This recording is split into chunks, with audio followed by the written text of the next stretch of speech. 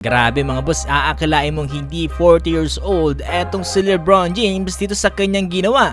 Pinosterize lang mga boss etong sentro ng Washington Wizards na si Jonas Valanciunas.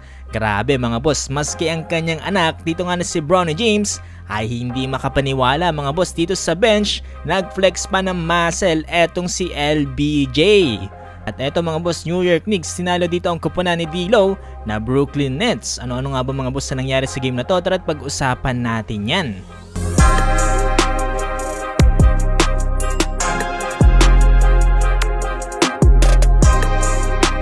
Ito mga boss na naging laban ng Los Angeles Lakers kontra nga dito sa Washington Wizards. Home court advantage para dito sa Lakers. Ito under 6-minute mark sa second quarter. Full possession para dito sa LA mga boss. At itong si LBJ ang nagdadala ng bola. Nasa niya nga mga boss dito yung bola kay Max Christie dito sa corner para sa isang open 3. Pero nagmintis nga yan mga boss.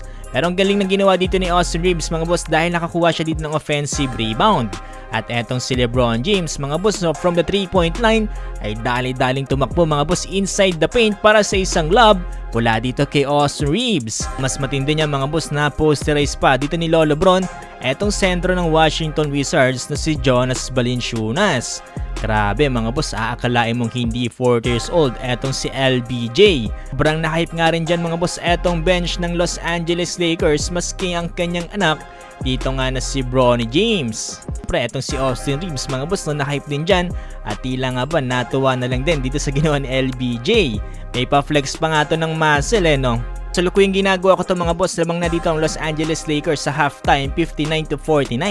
Nangungunan dito si Anthony Davis with 19 points, 8 rebounds at 3 assists na sinusundan dito ni LeBron James with 14 points, 5 rebounds at 7 assists. Nakasakaling manalo ang Lakers ngayon mga boss, pambawi na rin to matapos silang matalo dito sa Los Angeles Clippers. Final score 116-102.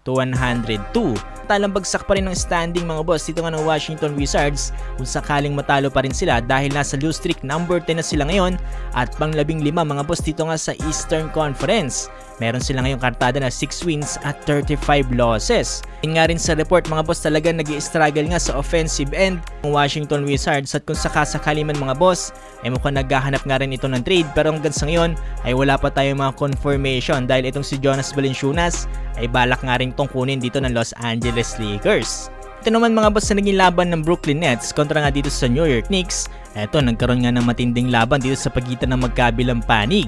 Pero nanaig pa rin sa huli mga boss dito ang Knicks sa final score na 99-95 na kung saan pinangunahan ni Karl Anthony Towns with 25 points, 16 big rebounds at 6 assists. Na sinusundan dito ni OG Anunoby with 20 points, 4 rebounds at 3 assists. Naman dito sa Brooklyn Nets mga boss, eto D'Lo 23 points at Cameron Johnson 16 points. Unti-unti na nga nag-fit etong si D'Lo dito para sa Brooklyn Nets dahil makailang laro na rin siya mga boss na nangunguna dito nga para sa kanilang team.